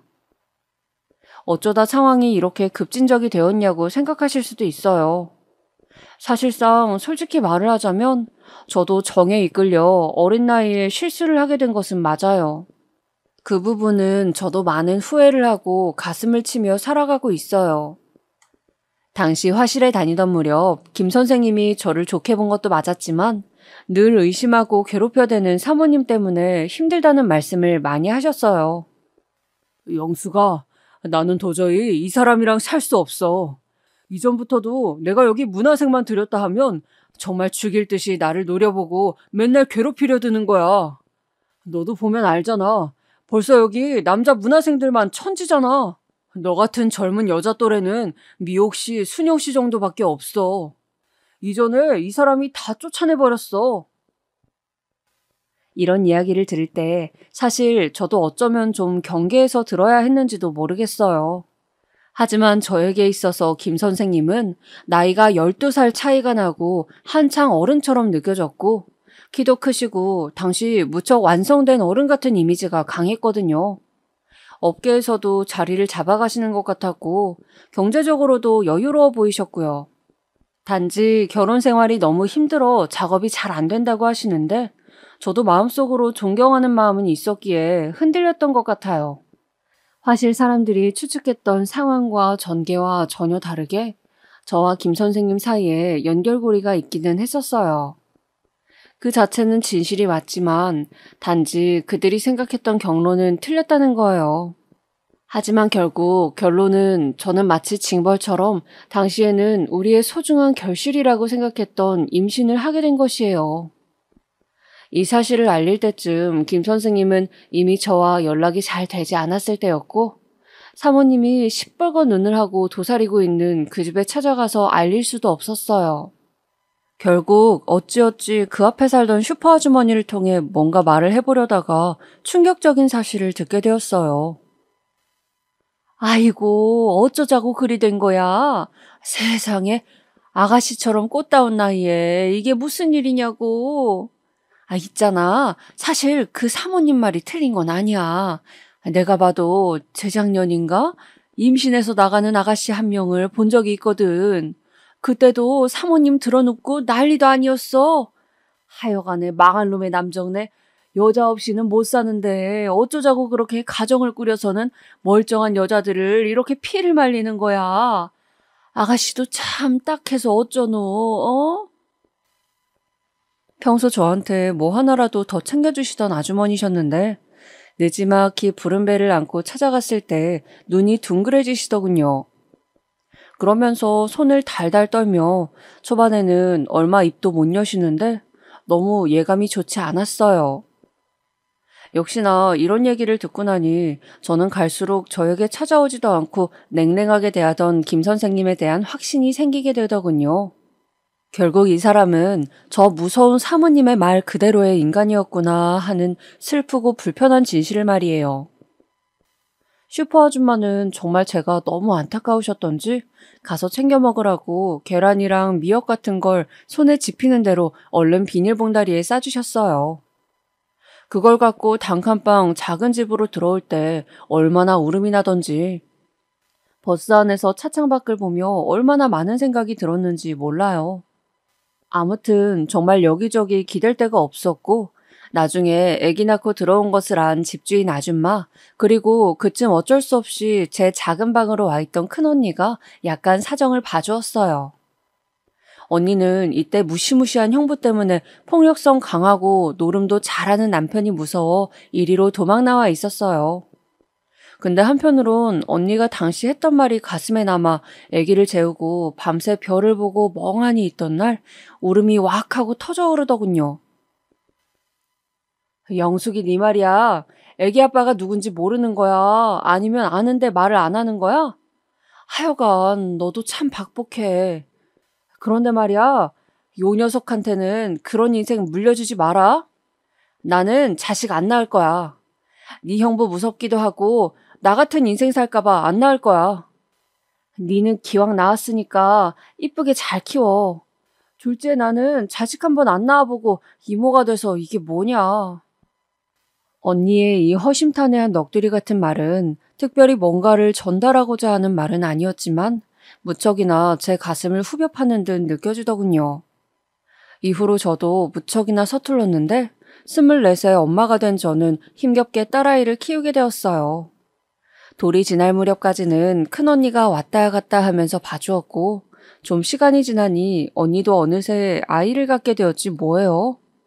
그렇게 아이를 안 갖겠다고 하더니 이후로 총 셋을 낳아 키우는 3남매의 엄마가 되었어요. 늘 티격태격한 형부와 함께 그 동네에서 여전히 지금까지 살고 있고 아무튼 저는 그 후로 살 길을 찾아야 했답니다. 이때 어린이집도 뭐고 그런 것도 없는 서울 완전 구석에 있는 촌동네에 있다 보니 아이를 맡겨놓고 어디 다닐 수도 없었어요. 시장 같은 데 나가서 장사하시는 할머니한테 눈치 보면서 같이 반찬을 팔고 애가 울어서 사고를 치면 그때마다 머리를 조아리고 빌곤 했어요. 할머니 죄송해요. 애기 먹일 게 없어서 제발 좀 봐주세요. 네? 이번 주까지만 일하게 해주세요. 이렇게 말을 하면 제법 표독스러웠던 할머니도 인상 쓰시면서 봐주시기도 했었거든요. 그렇게 시장을 전전하면서 아기를 키우다가 조금씩 방을 늘려가면서 옆 동네 쪽으로 이사를 가게 되었어요. 여전히 작디 작고 빛이 안 들어오는 반지하였지만 그전보단 좀 넓어져서 살맛이 나더라고요. 그렇게 아이를 키워내게 되었고 우리 딸아이는 한 동네에서 쭉 초등학교며 중학교, 고등학교까지 나오게 되었답니다. 우리 딸 수진이는 살면서 몇 번이나 저에게 아빠는 누구냐고 물어봤었어요. 아기일 때는 이런 부분을 적당히 감출 수 있었지만 점점 성숙해지는 아이에게 더 이상 애둘러 말할 수 없겠더라고요. 그게 아빠는 돌아가셨어. 그래서 엄마 혼자 수진이 널 키워왔었어. 예전에 헤어졌고 얼마 안 되어 돌아가셨거든. 그러니 너에게 아빠 얘기를 할 수 없었던 거야. 그런데 정말 희한하게 말이에요. 그렇게 딸아이를 혼자 키워서 고등학교 2학년쯤 되었을 무렵 이런 얘기를 해주면서 저 역시 잠깐 궁금해지더라고요. 살면서 속으로 떠올리지 않았다고 하면 거짓말일 그 사람, 김 선생님 말이에요. 그 동네 근처를 저는 지나가지도 않았고 혼자 아기를 낳아 키우는 제 인생이 너무 비참하고 끔찍하게 여겨져 그 상처를 열어보고 싶지 않았어요. 아이를 키우는 동안 다들 주변에서 몇 번이나 애 아빠는 어디 있냐, 어쩌다가 과부가 되었냐는 식으로 물어보니까 늘 얼버무렸거든요. 그런데 애가 커서 직접 핏줄에 대해 말을 해주고 나니 저도 모르게 조금은 알아보고 싶어진 거예요. 그래서 어느 날 직장에서 퇴근하던 길에 버스를 타고 한번 그 동네에 가보았어요. 예전에 그림을 좀 그렸었던 사실은 다 잊고 그렇게 한 번의 불장난으로 인해 겪게 된 내 저주스럽고 처연했던 세월들, 이걸 다시 들춰보기에 저는 좀처럼 용기가 나지 않았어요. 그런데 아빠가 이미 세상에 없다는 말에 불이 꺼진 듯한 표정으로 어깨가 축 처진 딸을 보니 왠지 궁금해지는 거예요. 그리하여 찾아가 보았고 참 희한하게도 그 동네에 있던 그 후미진 골목 슈퍼는 그대로 있는 거예요. 하지만 당연하게도 슈퍼 아주머니는 그대로 계시진 않았어요. 사실 그 당시에 그렇게 나이가 많지도 않으셨는데 말이에요. 남자 총각이 그 자리에 앉아있길래 음료수를 사면서 한번 넌지시 물어봤어요. 저기, 여기 원래 아주머니 계셨던 것 같은데 되게 옛날에 제가 이쪽에 잠깐 살았거든요. 근데 여기는 재개발 안 되었나 봐요? 슈퍼는 그대로 있고 주인만 바뀌었나 봐요. 그 말에 총각은 희한한 말을 하는 거예요. 재개발되려고 조합에서 얘기가 나온 것도 최근이라 저희도 약간 고민이 많은 상태예요. 그리고 저희 어머니를 말씀하시는 것 같은데 지금 병원을 다니시느라 제가 대신 자리를 봐드리고 있어요. 이때 얘기를 듣다 보니 신기해서 말을 더 이어갔는데 정말 혹시나 싶어 이 안쪽 좀 더 골목에 있는 화실을 혹시 아냐고 물어봤어요. 그랬는데 돌연 생각지도 않은 아주 아싸하고 냉기가 느껴지는 이야기를 듣게 되었답니다. 아, 거기 알아요. 거기가 언제까지 있었더라? 한 10년 전까진 있었나? 좀 된 것 같은데요. 아무튼 거기 아저씨랑 아줌마랑 뭐가 난리도 아니었더라고요. 아줌마도 병 얻어서 고생하시고 아저씨가 더 일찍 돌아가셨어요. 들어보니 사모님은 이후로 큰 병을 얻어서 고생했고 김 선생님은 무슨 일 때문인지 정확히 모르지만 이미 세상을 떴다는 거예요. 병인지 사고인지 뭔지 정확한 건 모르는 눈치였지만 확실한 것은 저와 같은 하늘 아래에 없다는 것이에요. 그런데 좀 더 마음을 찌르르하게 하는 내용을 듣게 되었어요. 그 집 자식들도 좀 잘 안 풀린 걸로 알아요. 저희 어머니 말로는 거기 화실 소문이 좀 안 좋았다고 하더라고요. 아저씨가 자유분방한 분이라 사고도 많이 치시고 애를 낳았답시고 찾아오는 사람들도 많았다고 하니 거기 사모님 참 잘해주셨던 분인데 그렇게 고생만 하시다가 병 얻으신 것 같아요. 이때 참 억장이 무너지는 기분이더라고요.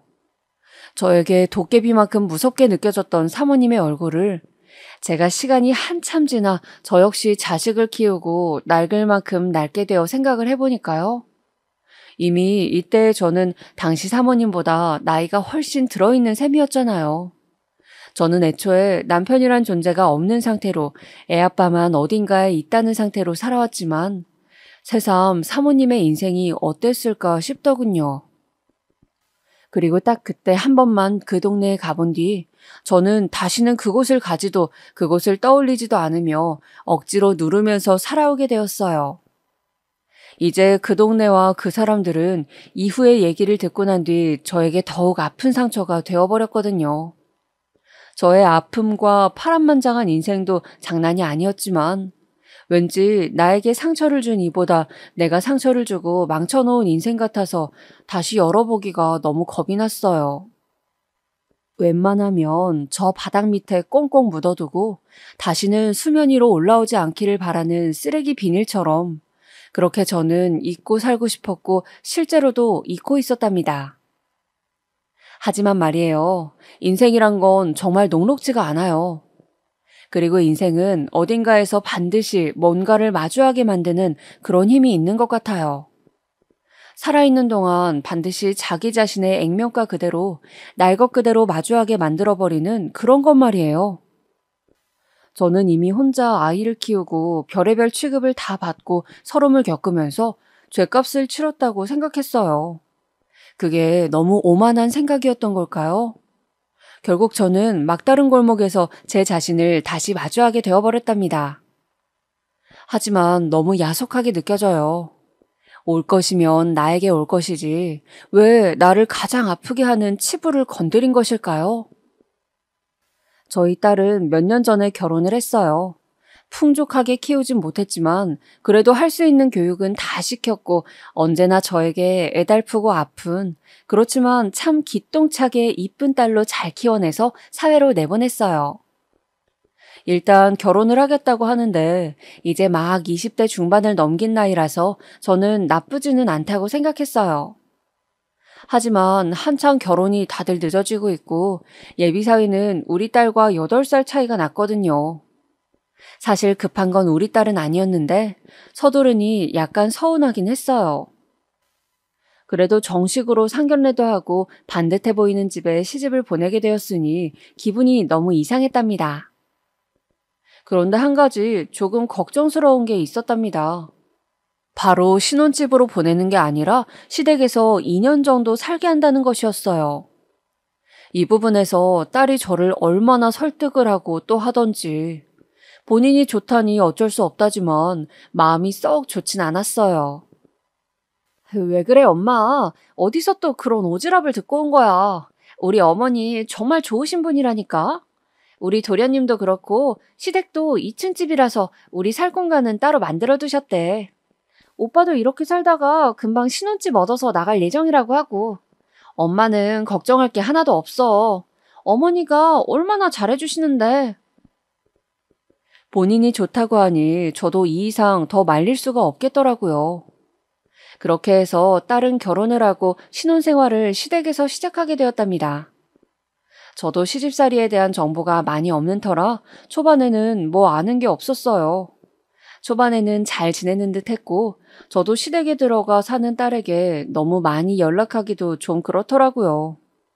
그런데 얼마 안 되어 딸이 임신을 하게 되었고 이쯤 되니 나름 친정엄마인 저도 드나들면서 상황을 알게 되었어요. 수진아, 몸이 많이 안 좋은가 봐. 얼굴색이 왜 그래?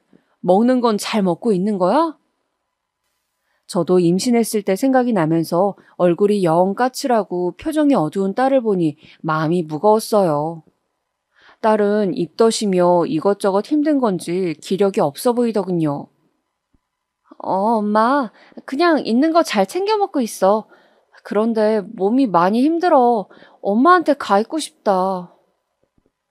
이 말에 갑자기 저도 마음이 약해져서 딸을 우리 집에 데려오고 싶었고 사돈에게 연락을 했어요. 그런데 이때 반응이 썩 좋지 않더군요. 어머, 저도 잘 챙겨주고 있는데 수진이가 불만이 많았나 봐요. 그리고 저희 아들이야 뭐 직장 다니느라 바쁘니 자기 부인 아픈 거야 알지만 신경 쓸 새가 없어요. 아무튼 잘 알겠어요. 이따 오셔서 데려가시면 되겠네요. 이렇게 서로 은근히 언짢은 상태로 대화가 마무리되었고 딸은 어영부영 우리 집에 와서 입덧이 끝나는 시기까지 한 달 정도 머물렀답니다. 그런데 이 무렵에 시댁이며 자기 남편이며 사이가 썩 좋지 않게 흘러가더군요. 그나마 사위는 몇 번 우리 집에 와서 들여다보기도 하고 언제 올 거냐고 아쉬운 표정을 짓기도 했어요. 어째 묘하게 사돈네와 기싸움이 되어가는 모양이 되는 듯하여 저도 적당히 챙긴 다음 딸아이를 다시 시댁으로 보냈답니다. 그러고 시간이 지나서 우리 딸은 손주를 낳았고 엄청 고생을 하며 낳아서 회복이 잘 되지 않았어요. 이때도 들려보고 싶었지만 이전에 워낙 눈치 봤던 게 아니니 저도 들리기가 힘들었어요. 그때부터 제대로 딸이며 손주 보기도 쉽지 않았고 이후로 한 2년 정도 더 살다가 겨우 딸은 새 집으로 나올 수 있었답니다. 이 사실을 알고 저는 조금 고민을 하다가 저 역시 딸네 집 근처로 이사를 가게 되었어요. 엄마, 우리 집 근처로 온다고? 그래, 너랑 호준이도 있고 급할 때 엄마가 봐줘야 될 것 같아서 가까이 이사할 거야. 딸은 무척 좋아했고 저는 한 10분 거리면 오갈 수 있는 곳으로 집을 얻어서 그때부터 딸과 손주와 자주 다니게 되었어요. 그런데 어느 순간부터 사위가 일이 잘 안 풀려서 집에 있는 시간이 좀 늘어나더니 그때부터 슬슬 이 시간도 위태하게 느껴지더군요. 엄마, 오늘은 이 사람 집에 있어서 아무래도 엄마랑 같이 가려던 그 식당은 다음에 가야 될 것 같아. 한눈에 봐도 딸이 제법 사위의 눈치를 보고 있음이 느껴지더군요. 이 무렵부터 저는 늘 언짢은 감이 있었고 사위의 행동도 딱히 마음에 들지 않았어요. 하지만 돌아보니 그래도 제가 이러면 안 됐는데 공연하게 오지랖을 부린 것 같더라고요. 이 일로 사위와 저의 관계는 완전히 틀어졌고 딸네 집에 드나드는 것도 제 마음대로 할 수가 없게 되었어요. 자네 요즘은 일이 없는 건가? 그렇게 해서 우리 수진이랑 호준이는 어떻게 먹여 살리려고 그러나? 제대로 직장 생활을 하고 있긴 한 거야? 이 말에 곧장 사위는 날이 서서 받아쳤고 결혼한 이래 한 번도 정면으로 부딪혀 본 적이 없는 저와 사위는 전례 없는 큰 싸움을 하게 되었어요. 장모님, 제가 다 알아서 할 일이에요. 제 머릿속에도 충분히 생각이 많습니다. 아무렴 장모님 말씀처럼 처자식이 있는데 이렇게 계속 있을까요? 그런 얘기는 굳이 하시지 않는 게 좋을 것 같아요. 저는 저대로 화가 나고 집에서 너저분한 몰골로 있던 사위는 똑같이 치부를 건드렸다 생각한 건지 이날 딸이 아무리 말려댄다고 해도 이 싸움의 불길이 잘 잡히지 않았어요. 결국 서로 상처만 진득하게 입은 채 저는 이 집을 나왔고 얼마간 딸로부터도 싫은 소리를 듣게 되었어요. 엄마, 대체 왜 그런 거야? 내가 이 사람 볼 면목이 없잖아. 우리 시어머니가 매사 그런 식이라서 내가 이 사람이랑 얼마나 싸웠는지 알아? 그런데 엄마도 똑같이 하면 어떡해. 매일매일 이 사람이랑 살아야 하는 나는 어떡하라고. 딸 역시 저를 원망하는 모습을 보이니 진짜 여러모로 실수했다 싶어 저도 머쓱해지더군요. 그래서 몇 번 사위에게 이런 상황을 풀어보고자 연락을 했지만 단단히 삐졌는지 전혀 전화를 받지 않는 거예요. 많이 속상하고 마음이 풀리지 않았지만 그런 차에 갑자기 이전에 알던 직장 동료로부터 새로운 일 제의가 들어온 거예요. 자식을 저만치 키워놔도 별다르게 큰 낙이 없다 싶어 여러모로 힘들던 저에게 이런 제안은 새롭게 느껴졌어요. 자기 전에 요양보호사 자격증이 있다고 했지? 따기만 하고 안 쓰면 뭐해? 우리 친척 언니가 이번에 지방 쪽이 새로 열었어. 거기 좀 자기가 가서 도와주면 안 돼? 이런 제안을 들으니까 저도 약간은 호기롭게 느껴졌고 안 그래도 홀몸인데다 크게 신경 쓸 일도 없는 거로 얼마간 지방에 있는 요양원에 가 있게 되었어요. 거기에 기숙사가 있기 때문에 숙식 다 해결되고 문제가 없긴 했거든요. 단지 딸의 상황이 조금 마음에 걸렸으나 딸 역시도 제가 크게 자기 일에 관여하길 바라지 않는 눈치였어요. 이것이 참 서글프기도 했지만 어쩔 수 없다는 생각이 들었어요. 엄마 미안. 내가 좀 안정되면 연락할게. 이 사람 요즘 직장 이직 준비하고 너무 바빠.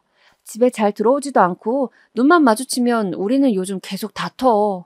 호준이도 너무 불쌍하고 나도 너무 힘드네. 이런 와중에 엄마가 온다고 해서 별로 달라질 것도 없어. 내 인생 내가 알아서 살아야지 어쩌겠어. 이런 사정을 듣고 저도 꽤 어두운 마음으로 요양원에 가게 되었고 거기서도 나름 적응한답시고 일이 꽤 많았어요.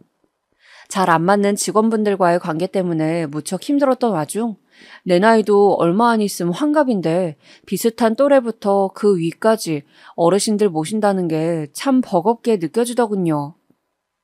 그러고 1, 2년 정도의 생활을 정리하고 그간 전화나 영상통화만으로 연락을 하던 딸네 집에 아주 간만에 들리게 되었어요.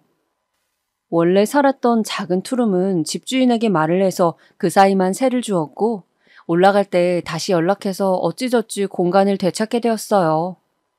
다행히도 집주인 딸이 잠깐 지냈던지라 사정이 좋게 마무리되었는데요. 아무튼 그렇게 들어오자마자 그간 얼굴을 못 본 딸이며 손주 생각도 나고 여전히 언짢은 감정이 남아있는 사위 생각도 나더군요. 집에 짐을 풀고 살림살이를 정돈하면서 근처 시장에 가서 장도 봐오고 반찬거리도 대강 만들어 봤어요. 딸에게 따로 연락은 하지 않고 근거리에 있는 집에 들려보았는데 배를 눌러보니까 손주가 뛰어나오는 거예요. 우와, 할머니다! 할머니예요?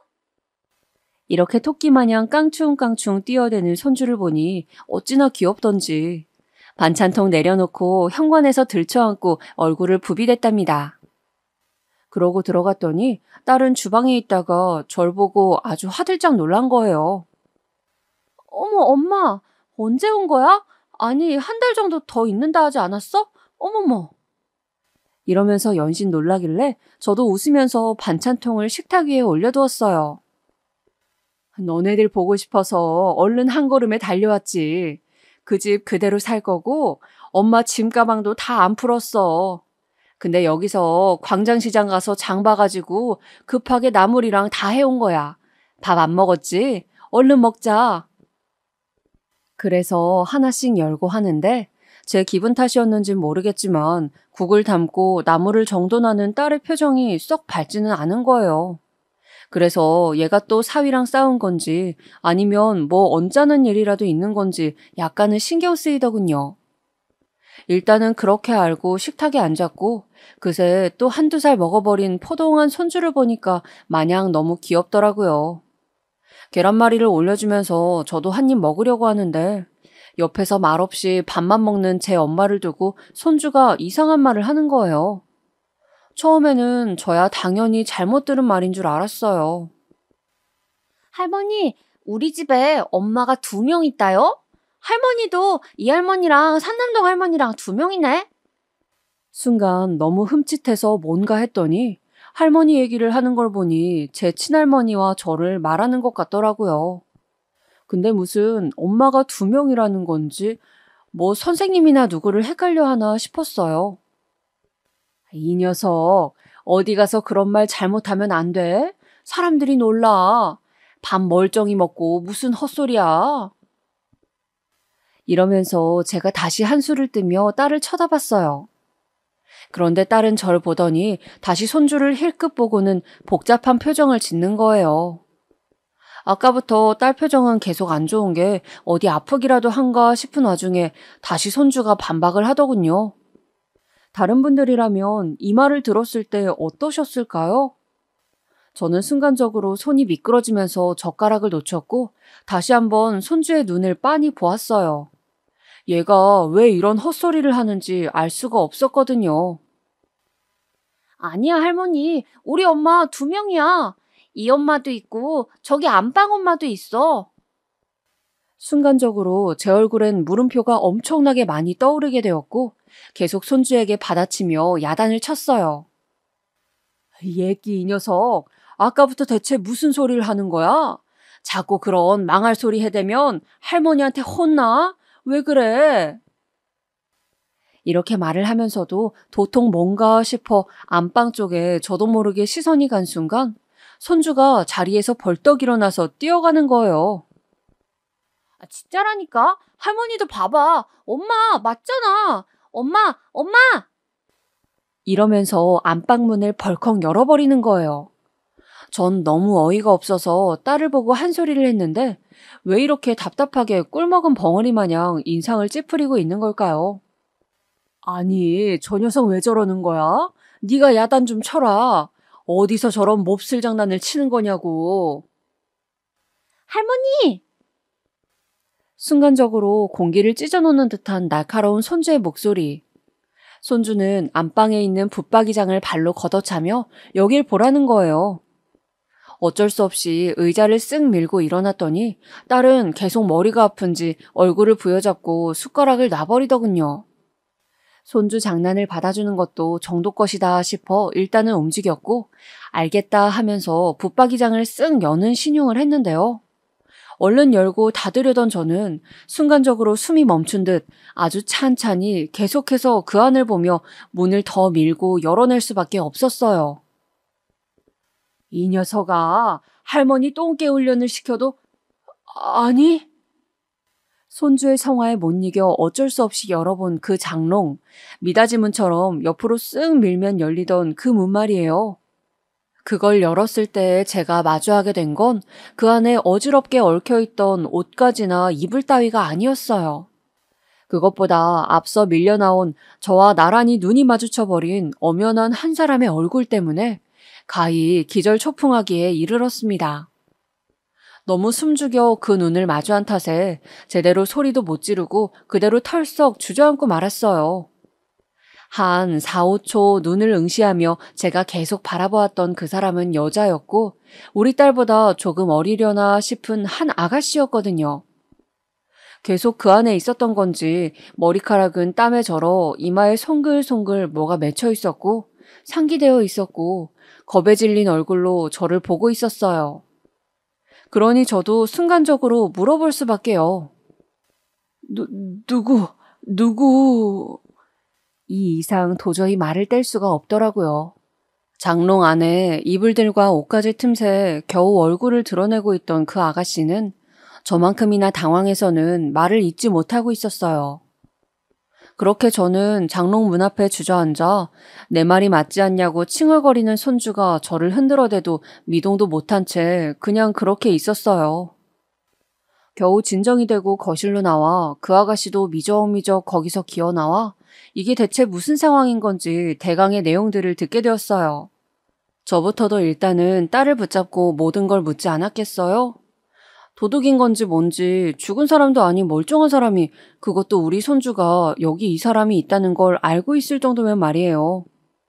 우리 딸도 당연히 이게 뭔 얘기인지 알 거 아니에요. 게다가 손님이라 치면 손님인 거지 왜 집구석에 숨어서 그렇게 겁에 질려 있는 거냐고요. 몇 번을 이게 무슨 일이냐고 묻는 저 역시 머릿속에서 별 생각이 다 들었고 이 모든 것이 진행되는 한 10분의 시간 동안 딸은 아무런 말도 하지 않았어요. 제 목소리가 높아지고 커지고 나서야 그제서 딸은 여전히 머리를 부여잡고 한마디 내뱉더군요. 손주는 속절없이 그냥 안방 침대에서 뛰고 있고 그 아가씨는 어정쩡하게 서서 저와 딸을 바라보고 있는 와중에 말이에요. 뭐라고 해야 되지? 우리 남편이 좋대, 이 여자. 엄마, 저기 뭐라고 해야 될까? 이쯤 되니 제 눈으로 그 장롱 안에 이제는 뭐가 들어있고 뭘 봤다고 해도 그 말보다 더 기겁스럽진 않았을 것 같아요. 결국 몇 번을 다시 묻고 정리를 하고 그 아가씨한테도 소리를 질러가며 확인한 결과 그냥 그 내용이 맞다는 거예요. 이 아가씨는 우리 사위가 좋다고 들어온 여자였고 요즘 세상에 한 집에서 안방을 차지하고 사는 천마냥 있었다는 거예요. 그 아가씨도 그렇지 첩이냐고 딸에게 제가 묻고 있는데 얼른 말을 가로채서 억울하다는 투로 답하더군요. 저기 첩이라니 그런 거 아니에요. 그게 아니라 상훈 씨는 이혼해달라고 했는데 그게 아니라 아무튼 이분이 안 나가겠다는 거예요. 애기도 우리가 키우겠다고 했는데 이분이 안 나가고 버티는 거라고요. 내가 왜 이런 말을 들어야 하는지. 진짜 머리에 뭐가 댕강 떨어져서 거세게 얻어맞은 것 같더라고요. 되려 아주 당당하게 본인이 이 집에 있어야 하는 건데 우리 딸이 여기 ጧ리를 트고 있다는 투로 말을 하는데 무슨 도통 종잡을 수 없는 말들만 오가고 있었어요. 그대로 저는 스르륵 주저앉았고 딸 역시 계속 머리 아프다는 얼굴로 저를 보고만 있더군요. 너 알아듣게 설명 좀 해봐. 이게 무슨 말이야? 이게 무슨 미친 짓이야? 장난이지? 아니 대체 이게 뭐냐고. 설명을 해, 설명을. 이렇게 앙앙 소리를 질러대고 있으니 결국은 딸이 저를 데리고 베란다 쪽으로 갔어요. 그쪽으로 가면서도 딸이 하는 행동이나 말이 하나같이 귀에 잘 안 들어오더라고요. 엄마한테 말 안 했는데 일단 나랑 남편이랑 지금 이혼 얘기가 있기는 해. 좀 사정이 있어. 그래서 엄마 이렇게 올 줄 몰랐는데 아무튼 말이야, 엄마. 오늘은 좀 머리가 아파. 그냥 가주면 안 돼? 이 기집애야, 똑바로 말해봐. 저 얘기가 뭐야? 이혼은 뭐고? 네가 왜 나가야 된다는 건데? 멀쩡히 새끼까지 다 낳아놓고 키우고 있는데 네가 왜 나가? 이때 저는 대강 말을 이해하고 왁왁 소리를 질러댔고 제발 제가 이해한 내용에 조금이라도 허점이 있고 잘못된 게 있기를 바라며 화를 냈어요. 하지만 불행히도 딸의 대답은 그렇지 않았고 아직까지 이 상황은 해결이 안 되어 한가운데 손주를 두고 게다가 대체 첩이 아니면 뭐라는 건지 알 수 없는 그 여자까지 두고 집에서 대치하고 있는 중이에요. 엄마, 우리 남편 말이야. 그 사람 엄마가 요양원 갔을 시점부터 나랑 엄청 싸웠어. 엄마 때문만은 아니고 아무튼 나랑도 안 좋았어. 그러더니 직장에서 만난 저 여자랑 계속 그냥 저러고 있는 거야. 둘이 살겠다고 나보고 이혼 안 해주면 가만히 있지 않겠대. 처음에는 나도 미쳐서 환장하는 줄 알았어. 딸은 얼마나 그간 속으로 피울음을 삼켰던 건지 눈을 한번 질끈 감고 숨을 고르고 있었어요. 그러고 다시 피 섞인 한숨을 내뱉으며 한마디 한마디 힘주어 말하는데 도대체가 제가 뭘 어떻게 해줘야 할지 모르겠더라고요. 어떻게 이런 기구한 일이 제 딸에게 일어날 수 있는 걸까요? 시댁도 아들 편이라 아들이 좋다고 떼를 쓰고 누워버리니 그냥 나보고 이혼해주면 안 되겠냐더라. 엄마 진짜 싹 다 미친 것들 같아. 그치? 내가 정상이고 쟤네가 미친 거 맞지? 심지어 어머니는 저 여자 불러다가 밥도 해먹였어. 아주 며느리 취급을 하고 집에 오셔서도 날 투명인가 취급하더라고. 근데 나는 어떻게 해야 해? 호준이도 내가 낳았고 나는 이 집에서 당장 나갈 수 있는 상황이 아니야. 경제력 문제도 있지만 그냥 나가면 이혼해주는 꼴이야. 게다가 호준이는 아무것도 모르고 지 아빠랑 저 여자가 이 집에 있는 걸 그냥 멍하니 받아들이고 있어. 어쩌면 내용 하나하나 다 이렇게 기가 막힌 말들 뿐인 걸까요? 손주는 아직 어려서 그런지 사리 구분이 안 된다지만 딸이 이 집에 계속 버티고 있는 이유 중 하나가 손주이기에 이젠 얘까지 미워 보이더군요. 나는 호준이를 데리고 나오려고 했어. 근데 얘가 안 가겠다고 발악을 하고 우는 거야. 지 친할머니며 아빠며 언젠간 나타난 이 아줌마까지 다 이 집이 좋은데 왜 가야 되냐고 말이야. 저 여자 진짜 못돼 처먹은 게 있지? 나 몰래 호준이 데리고 에버랜드도 가고 아주 보란듯이 내가 나가서 일하는 동안 날 엿먹였더라고. 제일 쓰레기는 남편이야. 나한테서 호준이 뺏고 내쫓으려고 저 여자랑 셋이서 애 어린이집서 빼와서 잘만 다녔더라. 들으면 들을수록 내용은 너무 끔찍하게만 느껴져서 제대로 서 있을 수조차 없었던 저는 대강의 내용을 다 듣고 그렇게 터덜터덜 집으로 돌아왔어요. 딸은 그냥 그렇게 자기만 나오면 끝나버리는 이 싸움을 견딜 수 없다며 그 집에서 버티고 있었어요. 이러나 저러나 자기는 죽은 인생이나 마찬가지라고 남편의 마음을 돌려보겠다고 하는데 그게 뜻대로 되려나요? 저 역시 물 한 잔 다 못 마시고 죽만 대충 먹어가며 시간을 보내고 있고 친구들이나 아는 사람들한테 상황을 물어보기는 했었어요. 하지만 결국 모든 건 제 딸의 결정에 달렸더군요. 이혼을 하고 나오던지 계속 버티던지 말이에요. 저는 아직까지 사위 얼굴을 계속 못 본 상태고 딸은 엄마가 나서면 될 것도 안 된다며 이상한 고집을 부리고 있어요. 나 이런 말은 안 하고 싶었는데 따지고 보면 다 엄마 때문이야. 엄마가 그때 저 사람한테 뭐라고 해서 나랑 사이가 완전히 나빠졌어. 집에도 안 들어오고 여자 품에 저렇게 놓여 살다가 데리고 들어왔다고. 내 말은 듣지도 않고 내가 입만 댔다 하면 이혼하잔 소리만 해. 나도 답답하지만 답이 없어. 엄마 없이 내가 해결해 볼 거야. 아무리 주변에 물어도 이런 상황으로 끌고 갈 게 아닌데 딸은 그냥 저렇게 멍청한 생활을 하고 있는 거예요. 제가 아무리 뭐라 해도 듣지 않고 이젠 전화도 10번에 한 번 정도 수준으로밖에 받질 않아요. 그러니 저는 살아도 사는 게 아닌 것 같고 딸의 이런 얽힌 실타래가 제 짐과 죄로 느껴져 너무너무 괴로운 일상 안에 있습니다. 그런데 사람 일이 참 서슬퍼렇도록 우스운 게 말이에요. 생각의 굴레를 한참 돌다가 계속해서 어딘가로 따라 올라가 보면 결국 어딘가에서 개운치 못하게 맞닿는 지점이 있어요. 바로 저의 젊은 날, 그리고 딸을 낳게 된 경위 등 많은 것들을 떠올려 보게 되는 거예요. 제가 지었던 죄가 너무 무겁고 대단해서 그런 것일까요? 딸을 키우며 살아오는 그 힘든 날, 제 나름으로야 그래도 그만한 고생을 했으니 나름의 속죄를 했다고 생각은 했었어요. 딱히 딸을 낳아서 김 선생님 집에 데려간다든지 협박하는 일 없이 죽은 듯 살았으니까요. 그런데 이렇게 거칠게 인생이 저를 조여오는 걸 느껴보니 아직도 제가 갚아야 할 죄의 무게는 많이 남아있나 봐요. 당사자인 제가 아닌 내 목숨처럼 지켜오고 키워냈던 딸아이가 저런 상황을 겪고 있으니까 말이에요. 세상살이 참 무서운 것이 저렇게 남편의 외도로 마음에 피를 흘리고 어딘가 넋이나간 딸을 보면 그 옛날에 제정신이 아닌 듯했던 그날의 사모님 표정들이 떠오를 때가 있어요. 그래요. 누가 크게 지적해주지 않아도 이게 다 제 죄의 무게라고 생각은 하고 있어요.